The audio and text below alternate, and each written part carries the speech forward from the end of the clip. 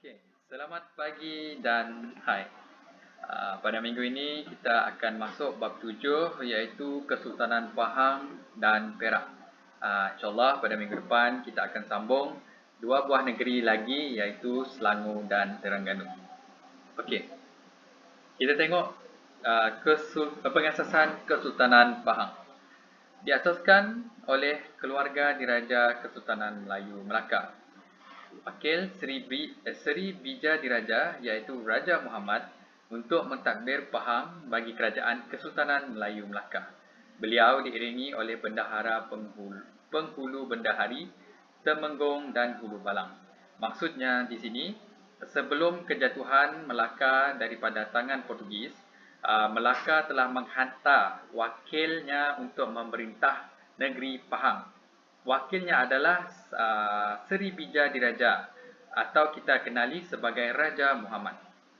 Okay, beliau pada tahun 1470, Raja Muhammad menjadi pengasas Kesultanan Pahang dengan gelaran Sultan Muhammad Shah.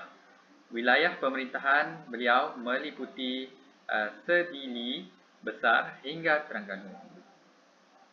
Okay, terdapat tiga orang sultan yang sangat popular pada ketika itu ataupun telah menyumbang sesuatu dan atau mempunyai sejarah itu sendiri. Yang pertama sekali adalah Sultan Abdul Jalil Shah pada 1465 sehingga 1512. Beliau merupakan sultan ketiga dan masyhur.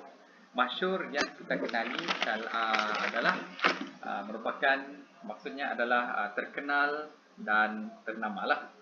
Okay. Beliau mengekalkan hubungan harmoni dengan Kesultanan Melayu Melaka. Beliau juga berjaya mempertahankan Pahang daripada ancaman Siam. Okay. Seterusnya adalah Sultan Abdul Ghafur Muhyiddin Shah 1592 sehingga 1614. Okay. Beliau tidak meninggalkan waris. Bermaksud tiada pewaris takhta selepas beliau lah. Seterusnya, ketika ini Pahang merupakan wilayah pegangan Bendahara Johor. Bendahara Siwa Raja Wan Ahmad 12 Disember 1884 iaitu keluarga Bendahara Johor yang mentadbir Pahang yang baru. Wan Ahmad didabalkan sebagai Sultan Pahang dengan gelaran Sultan Ahmad Al-Muazzam Shah.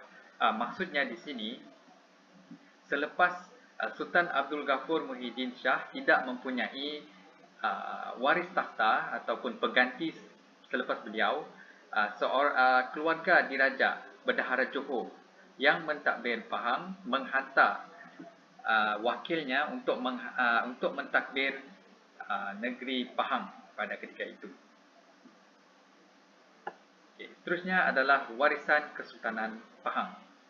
Okay, dari segi pemerintahan, Sultan menjadi tonggak utama berasaskan adat Temenggung. Juga mengamalkan sistem 4 lipat sama seperti Kesultanan Melayu Melaka mengikut acuan dan keperluan. Seterusnya adalah sistem penggiliran. Sistem pewarisan takhta. Waris ganti digelar Tengku Mahkota. Pelantikan Sultan atas persetujuan jumlah pangkuan diraja negeri. Pemerintahan dijalankan bersama Majlis Mesyuarat Kerajaan. Okay, terdapat 4 pembesar utama iaitu orang kaya Indra Shah Bandar, orang kaya Indra Segera, orang kaya Pahlawan dan yang terakhir sekali adalah orang kaya Indra Perbajelan. Agama Islam dan dalam pemerintahan. Okay, tradisi keagamaan ini diwarisi oleh negeri-negeri Melayu. Islam menjadi agama utama di setiap negeri yang beraja, malah menjadi agama persekutuan yang termaktub dalam perlembagaan Malaysia pada ketika ini. Agama menjadi panduan membentuk masyarakat yang bersasiah dan berakhlak mulia. Okay, seterusnya kita akan melihat perundangan. Undang-undang sebenarnya mengawal kehidupan bermasyarakat. Hukum kanun Melaka menjadi asas kepada kelahiran undang-undang bertulis seperti hukum kanun Pahang. Okay. Undang-undang tubuh kerajaan negeri dibuat oleh setiap negeri bagi menyelesaikan perubahan tersebut. Seterusnya kita akan masuk tentang persuratan. Okay. Mengukuhkan kedudukan bahasa Melayu dan penggunaan tulisan Jawi. Contoh-contohnya karya sejarah seperti Hikayat Pahang yang dikarang oleh Haji Muhammad Nur mengisahkan Kesultanan Melaka pada abad ke-19. Ekonomi. Pelabuhan, aktiviti perdagangan dijalankan melalui pelabuhan. Mata wang pitis yang diperbuat daripada timah dan mata wang tampang menjadi sumber ekonomi kerajaan Pahang. Okey. Seterusnya kita akan melihat pengasasan Kesultanan Perak. Okey, ceritanya begini. Diasaskan oleh Kesultanan Melayu Melaka setelah kejatuhan Melaka daripada serangan Portugis. Sultan Mahmud Shah dan keluarga meninggalkan Melaka dan bersemayam di Kampar, Sumatera. Maksudnya di sini, setelah Melaka jatuh di tangan Portugis, keluarga diraja Kesultanan Melaka berundur ataupun lari ke Kampar, Sumatera, okay, dan bersemayam di sanalah. Okay. Seterusnya, pembesar Perak, Tun Saban dan Nahota Kasim pergi ke Kampar untuk menjemput putera Sultan Mahmud Shah, iaitu Raja Muazzam, untuk ditabalkan sebagai Sultan Perak. Maksud cikgu Raja Muzaffar, untuk ditabalkan sebagai Sultan Perak. Okey, maksudnya di sini dua orang pembesar di tanah Melayu ketika itu, iaitu Tun Saban dan Nahota Kasim, pergi ke Kampar untuk berjumpa pewaris takhta Kesultanan Melayu Melaka, iaitu Raja Muzaffar, anak kepada Sultan Mahmud Shah, untuk datang kembali ke tanah Melayu untuk memerintah, bukan di Melaka tetapi di atas Melaka, iaitu Perak. Di atas Melaka, ya. Okey, Raja Muzaffar berangkat ke Perak bersama keluarga dan pengikut serta alat kebesaran seperti pedang curah Seri Manjakini, keris, cap moho, nobat dan surat ciri. Okay. Beliau mengasaskan Kesultanan Perak pada tahun 1528 dengan gelaran Sultan Muzaffar Shah. Okay. Pusat pemerintahan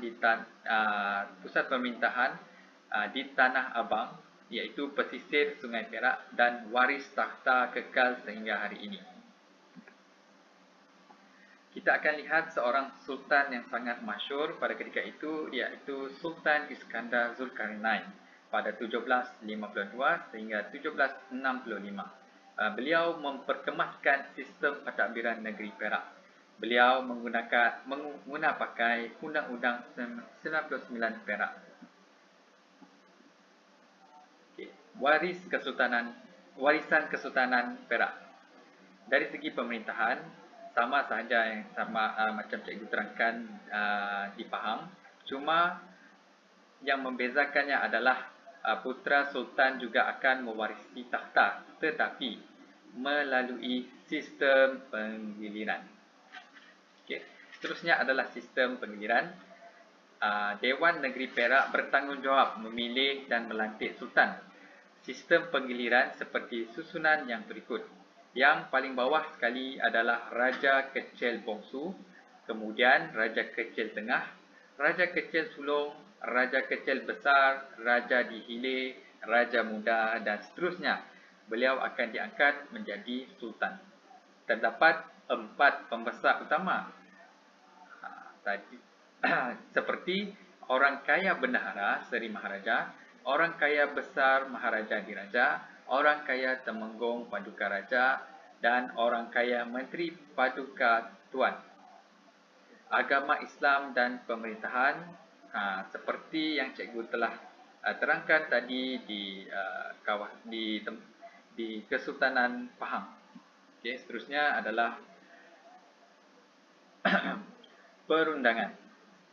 Undang-undang mengawal kehidupan bermasyarakat. Hukum kanun Melaka menjadi asas kepada kelahiran undang-undang tertulis seperti Undang-Undang 99 Perak. Okey. Sebagai seterusnya adalah persuratan. Okey, mengukuhkan kedudukan bahasa Melayu dan penguasaan tulisan Jawi seperti yang cikgu sebutkan sebelum ini. Okey, karya sejarah seperti Misa Melayu, Raja Chulan, Sejarah Kesultanan Perak pada abad ke-18. Sastra rakyat seperti Hikayat Sang Kancil serta Teladan dan Jenaka yang berasaskan manuskrip Hikayat Pelanduk Jenaka dibukukan oleh Daeng Abdul Hamid. Dari segi ekonomi, pelabuhan, aktiviti perdagangan dijalankan melalui pelabuhan seperti Kuala Sungai Perak yang mempunyai kedudukan strategik di Selat Melaka. Hasil dagangan utama ialah biji timah, mata wang bongkah timah yang dinamakan bido sejak abad ke-17. Dari segi ekonomi sara diri dan jual beli seperti pelombongan biji timah, pengusahaan utama hasil hutan seperti rotan, sumbu badak dan kayu kayan. Okey, pada minggu depan kita akan masuk dua lagi buah negeri yang cikgu telah sebutkan sebelum sebentar tadi, iaitu Selangor dan Terengganu. Okey, sekian, terima kasih.